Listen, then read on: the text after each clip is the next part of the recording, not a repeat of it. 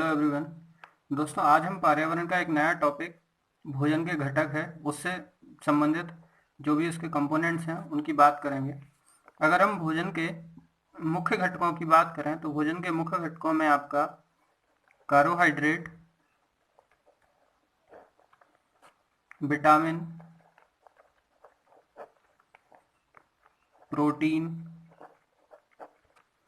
वसा, खनिज लवण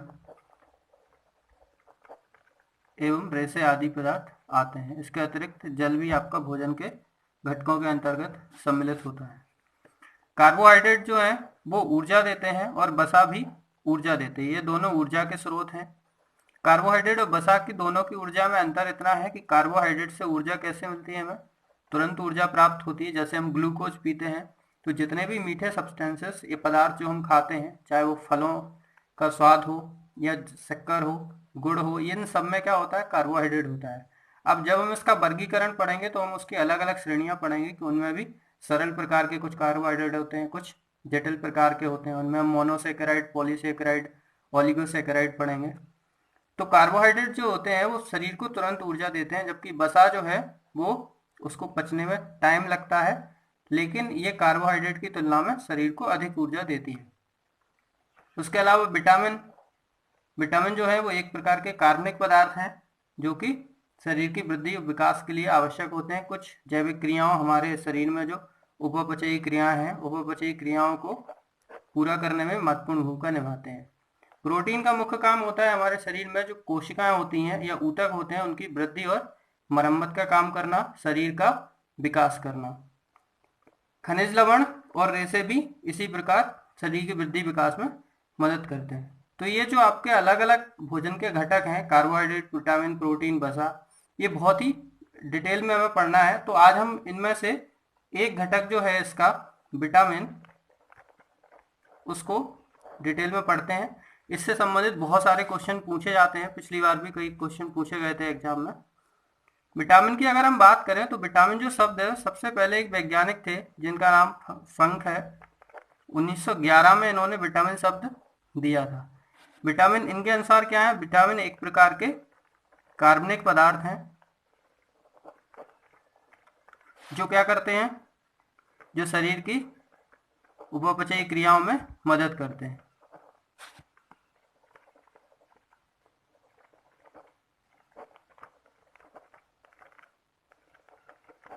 ठीक है। अब हम अगर इनके वर्गीकरण की बात करें, साथ ही इनकी बहुत ही सूक्ष्म मात्रा आवश्यक होती है। हमारे शरीर में क्या होता है, कुछ आवश्यक जो अमीनो अम्ल या विटामिन होते हैं वो हमारा शरीर बना नहीं पाता, इसलिए इन विटामिनों को हमें बाहर से लेने की जरूरत होती है। इसके लिए हम कुछ पदार्थ हैं जैसे कि सब्जियां हैं, फल हैं, और जो जो विटामिन में जो कंपोनेंट होता है हम उसके हिसाब से भोजन को लेते हैं। तो अगर हम विटामिन के वर्गीकरण की बात करें या इसके प्रकार की बात करें, वर्गीकरण या प्रकार, तो वर्गीकरण के आधार पर विटामिन कितने प्रकार के होते हैं, दो प्रकार के।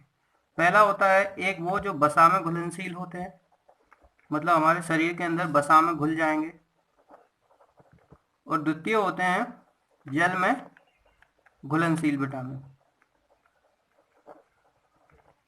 ठीक है। अब हम इनका वर्गीकरण देखते हैं। बस सबसे पहले हम देखते हैं वसा में घुलनशील विटामिन। अगर हम वसा में घुलनशील विटामिन की बात करें तो ये मुख्यतः चार होते हैं आपके, विटामिन ए, डी, ई और के, जिनको हम क्या कहते हैं, एडेक। एक फॉर्मूला होता है जिसको हम एडेक से याद रख सकते हैं कि ये जो है आपके वो वसा में घुलनशील है। अब बाकी जो आपके बचे हुए हैं जल में घुलनशील, उसमें आपका vitamin B complex, vitamin B complex B में बहुत सारे आते हैं, B1, B2, B3, B5, B6, B7, B9 और B12, ये आपके विटामिन बी कॉम्प्लेक्स में आते हैं। और इसके अतिरिक्त जो सी होता है, ये बी और सी जो होते हैं वो कैसे होते हैं, जल में घुलनशील। और जो एडेक है ये आपके किस में घुलनशील होते हैं, वसा में। तो सबसे पहले हम इन चारों के बारे में पढ़ते हैं जिनको हम एडेक के फॉर्मूला से याद रख सकते हैं। अब देखिए हमें इनके अध्ययन में क्या करना है। सबसे पहले तो हमें विटामिन का नाम, उसका रासायनिक नाम, उसकी कमी के लक्षण कि अगर शरीर में इस विटामिन की कमी हो जाए तो क्या लक्षण होंगे, और इसके स्रोत क्या है कि किन स्रोतों से इसकी कमी को हम दूर कर सकते हैं। सबसे पहले हम बात करते हैं वसा में घुलनशील विटामिन ए की। ए जो है उसका रासायनिक नाम क्या है, रेटिनॉल। इसकी कमी के लक्षण हैं, सबसे प्रमुख कमी का लक्षण रतौंधी, जो कम प्रकाश में दिखाई न देना। उसके अतिरिक्त एक जीरोप्थेल्मिया होता है। देखो जीरो, अगर हम इसको अंग्रेजी में देखें तो ये जीरो XERO लिखा जाता है। तो जीरो मतलब होता है ड्राई, सूखा हुआ। तो मतलब इसमें आंखें जो होती हैं उनमें सूखापन आ जाता है, इसलिए हम इसको जीरोप्थेल्मिया रतौंधी भी कहते हैं। इसके स्रोत वही हैं जैसे हम सुनते हैं गाजर आम पपीता खाओ अंधेपन को दूर भगाओ, तो गाजर है, इसमें क्या होता है, कैरोटीन होता है गाजर में। ठीक है, गाजर हो गया, और भी पत्तेदार सब्जियां हैं। उसके बाद बात करते हैं विटामिन डी की। डी देखिए, इसका रासायनिक नाम क्या हो गया, रेटिनॉल। विटामिन बी का क्या होगा, डी का कैल्सीफेरॉल।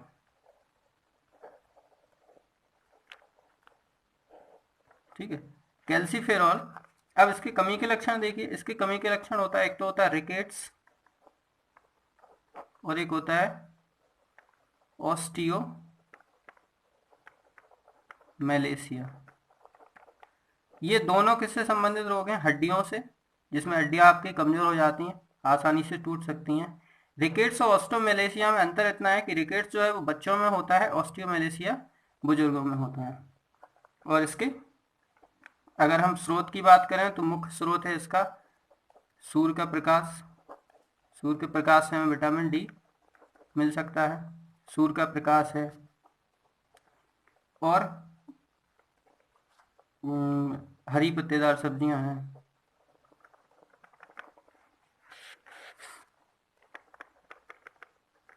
ये इसके लगभग मुख्य स्रोत हैं।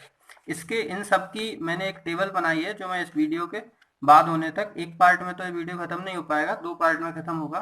तो इन को खत्म होने के बाद मैं उसकी आपको PDF लिंक में दे दूंगा, या इसी में उसकी वीडियो के लास्ट में उसकी फोटो दे दूंगा, तो आप लोगों को नोट्स बनाने में परेशानी नहीं होगी, आप आसानी से उनको नोट्स में बना सकते हो। अब हम बात करते हैं विटामिन ई की, ADE। इसका अगर हम रासायनिक नाम की बात करें तो इसका रेटिनॉल कैल्सीफेरॉल, इसका होता है टोकोफेरॉल। इसके कमी के मुख्य लक्षण क्या है, कमी का मुख्य लक्षण है नपुंसकता, मतलब प्रजनन क्षमता का कम होना, और आंशिक एनीमिया भी हो सकता है, मतलब रक्त में, खून में हीमोग्लोबिन की कमी, आयरन की कमी, तो आंशिक एनीमिया ऐसे हो सकता है। अगर हम इसके स्रोत की बात करें तो स्रोत में इसके मुख्यतः आपके जो ड्राई फ्रूट्स होते हैं, सूखे मेवे जिनको हम कहते हैं, फल है, सब्जियां हैं, ये सारी चीज़ें आपकी इसके अंतर्गत सम्मिलित होंगी। और आखिरी आपका जो वसा में घुलनशील विटामिन है जिसको हम कहते हैं के, इसका रासायनिक नाम है फिल्लोक्विनोन।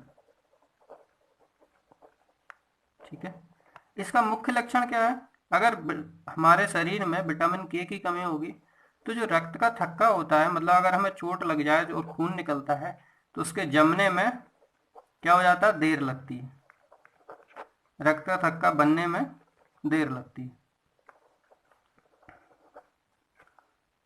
और अगर इसके स्रोत की बात की जाए तो उसके स्रोत वही हैं जैसे कि हरे पत्तेदार सब्जियां हैं,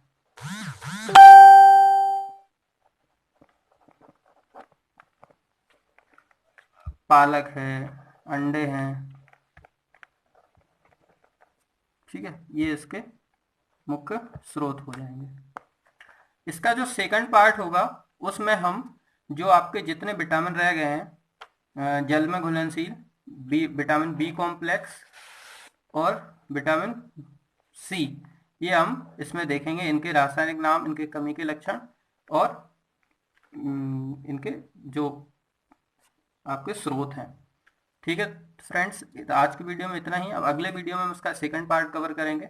और मैं लिंक में इसकी आपको पीडीएफ भी दे दूंगा, तो आपको ये नोट्स बनाने में दिक्कत नहीं होगी। सो आज के लिए इतना ही। Thank you so much.